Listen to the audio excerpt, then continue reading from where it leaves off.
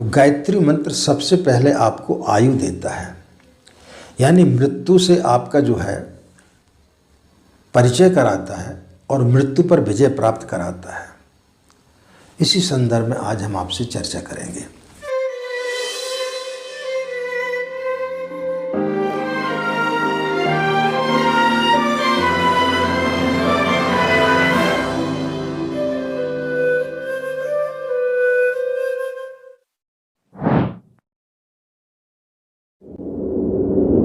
जब व्यक्ति पैदा होता है उसी समय उसकी मृत्यु निर्धारित हो जाती है। जहाँ जन्म है वहाँ मृत्यु निश्चित है, लेकिन हर व्यक्ति को ऐसा लगता है कि हमारी मृत्यु नहीं होगी, पड़ोसी की होती है, हम तो अजर अमर हैं। इसलिए व्यक्ति अपने जीवन में कई प्रकार के गलत कार्य करते हुए चला जाता है। वो भूल जाता है कि ईश्वर ने हमें इस सृष्टि पर क्यों भेजा है। वह सिर्फ काम वासनाओं के पीछे भागता है। कोई पद के पीछे भाग रहा है, कोई प्रतिष्ठा के पीछे भाग रहा है, कोई बड़ी फैक्ट्री का मालिक बनना चाहता है, कोई नेता बनना चाहता है, कोई अभिनेता बनना चाहता है, कोई बहुत सारी धन दौलत इकट्ठी कर लेना चाहता है, कोई चाहता है कि पूरी सारे संसार की जो जमीन है वो मेरी हो जाए, कोई लड़ाई झगड़े में लगा हुआ है। लेकिन यह शरीर मनुष्य का हमें किस लिए मिला है, इस सब चीज़ को हम भूल जाते हैं। और जिस प्रकार से कि हम रेत को अपनी मुट्ठी में बांधते हैं, वो धीरे धीरे निकलती हुई चली जाती है। मृत्यु से हमारा परिचय इसलिए नहीं हो पाता क्योंकि यह घटना बड़े धीरे धीरे घटती है। तो हमें समझ में आता है कि हम तो अजर अमर हैं। दूसरे की मृत्यु से भी हम नहीं सीख पाते। लेकिन किसी दिन यदि आपको ये पता चल जाए कि सांझ आपकी मृत्यु होने वाली है, तब फिर आप कोई गलत कार्य कर सकेंगे। आपके अंदर वासना जागृत होगी, आपके अंदर क्रोध आएगा, आपके अंदर धन एकत्रित करने की इच्छा होगी क्या? कदापि नहीं हो सकती है। तो जब हम ईश्वर की आराधना करते, जब हम गायत्री मंत्र का जाप करते हैं, तो वह हमें वह शक्ति प्रदान करती है, वह हमारे अंदर प्रज्ञा देती है, वह हमारे अंदर ज्ञान देती है कि हम अपने जीवन को पहचानें कि इस मृत्यु लोक में ईश्वर ने हमें क्यों भेजा है। यह क्षण भंगुर का जीवन जो हमें मिला हुआ है वो किस लिए मिला है। और फिर जब व्यक्ति यदि अच्छे कार्य करना प्रारंभ कर देता है तो वो द्विजत्व को प्राप्त हो जाता है, वो ब्राह्मण बन जाता है। और जैसे व्यक्ति के अंदर अच्छे विचार आते हैं और वो अपने जीवन की दिशा धारा को बदल देता है, वो अपने अंदर बैठे परमात्मा को पहचान जाता है, तब फिर वो व्यक्ति कभी ऐसे कार्य नहीं कर पाता जिससे कि उसको अंतिम समय में दुख हो। लेकिन हम इस आपाधापी में ऐसे पड़े रहते हैं कि जब हमारा अंतिम समय आता है तो अंतिम समय में अधिकांश व्यक्ति जो है वो रुग्ण अवस्था में रहते हैं। अंतिम समय में वो बड़े भयभीत रहते हैं। लेकिन जिस व्यक्ति ने मृत्यु को भी एक उत्सव बना लिया, वह गायत्री का सच्चा साधक होता है। जिसने मृत्यु को पहचान लिया वो हंसते हंसते मृत्यु को वरण कर लेता है। फिर वो व्यक्ति अपने जीवन में ना उसके अंदर कोई वासना रहती है, ना क्रोध रहता है, ना ईर्ष्या रहती है, ना लोभ रहता है। व्यक्ति सब कुछ करते हुए भी उनसे मुक्त होता है। ऐसा नहीं कि जो साधक होता है वो कहीं जंगल में जाकर के चला जाता है। जंगल में जाकर भी आपके अंदर वासनाएं रहती हैं। वासना रहित जीवन आप गृहस्थ में रहते हुए भी प्राप्त कर सकते हैं। अपने अंदर की वासनाओं को समाप्त करना।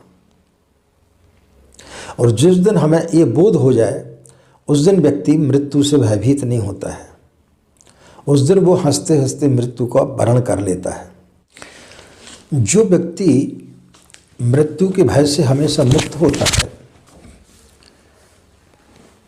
उस व्यक्ति के अंदर किसी प्रकार की कोई भी तृष्णा नहीं रह जाती है।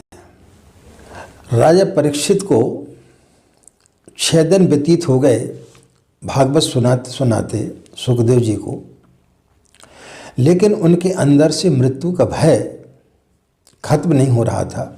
वो बड़े भयभीत थे कि कल जो है नाग आएगा और हमें डस लेगा और हमारी मृत्यु हो जाएगी। 6 दिन की भागवत सुनने के पश्चात भी उनके अंदर से भय समाप्त नहीं हो रहा था। तब सुखदेव ने उन्हें एक प्रसंग सुनाया। उन्होंने बोला कि हे राजन, एक बार एक राजा शिकार करने के लिए जंगल में निकला। शिकार करते करते बहुत दूर निकल गया। वो शाम हो गई, बारिश होने लगी और हिंसक पशुओं की आवाज़ आने लगी। राजा भयभीत हुआ कि अब मैं क्या करूं, बड़ा घना जंगल है, लौटने की कोई रास्ता दिखाई नहीं दे रहा है। तब दूर उसने देखा कि कहीं दीपक की रोशनी दिखाई दे रही है। वह खोजते खोजते वहाँ पर जाकर के पहुँचा। वहाँ देखा कि एक छोटी सी कोठरी थी जिसमें थोड़ी सी जगह थी चलने फिरने की। एक ही व्यक्ति आराम से सो सकता था। एक बहेलिये की झोपड़ी थी। वो अंदर पहुंचा और उसने उस बहेलिये को बोला कि मैं रात्रि यहाँ विश्राम करना चाहता हूँ। लेकिन उसने देखा कि वहाँ पर एक मांस का लोथड़ा लटका हुआ है, नीचे आग जल रही है और वहीं सर्वत्र जो है उसने मलमूत्र त्याग किया हुआ था।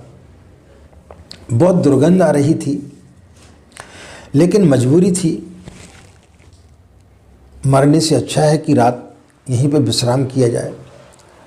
राजा ने उससे निवेदन किया।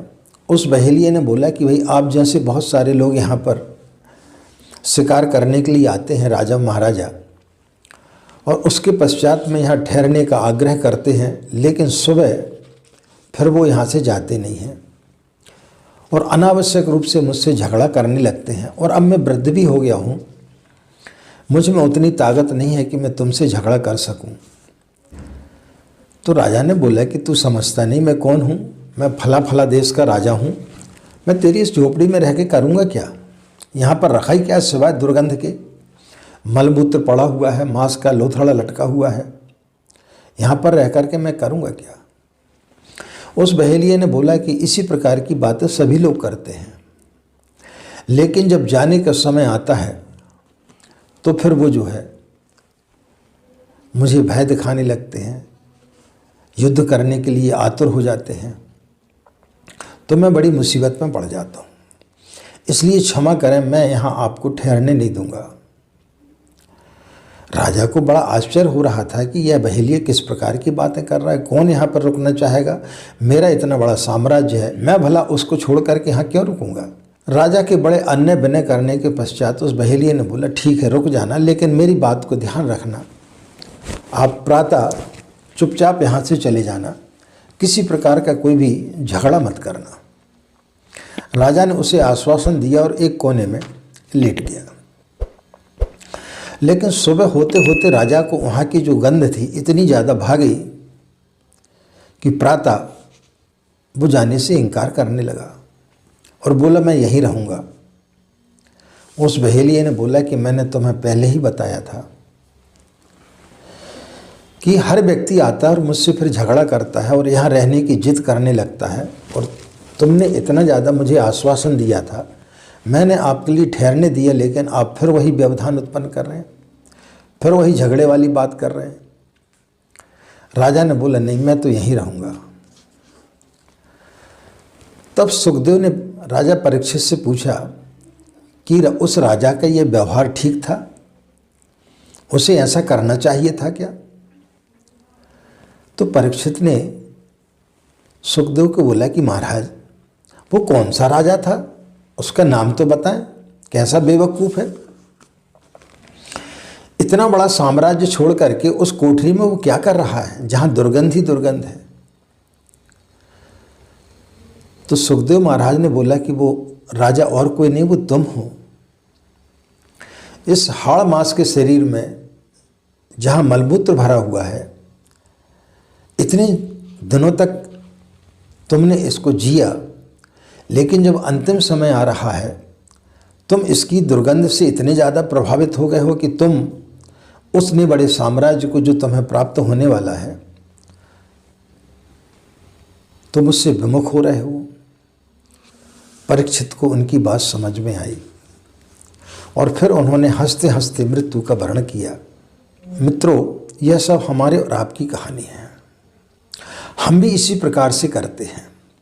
इस मलमूत्र के शरीर को ही अपना सब कुछ समझ बैठते हैं और इसकी दुर्गंध से वासनाओं की, क्रोध की, ईर्ष्या की, लोभ की, मोह की, इन जंजीरों में हम इतने ज़्यादा बंध जाते हैं कि यदि हम अच्छे कर्म करें, ईश्वर का भजन करें, माँ गायत्री की शरण में रहें और माँ गायत्री का यदि हम जाप करें तो जो वो हमें देगी और हमें जब जीवन जीने की कला सिखाएगी, जो मृत्यु के भय से हमें मुक्त करेगी, और मरने के पश्चात में जब हम उस परम धाम को जाएंगे जो इससे कई गुना ज़्यादा सुंदर है, हम उस चीज़ को भूल जाते हैं और इसी में इतने ज़्यादा लिप्त हो जाते हैं कि हमें मिलने वाले साम्राज्य की चिंता भी नहीं होती है।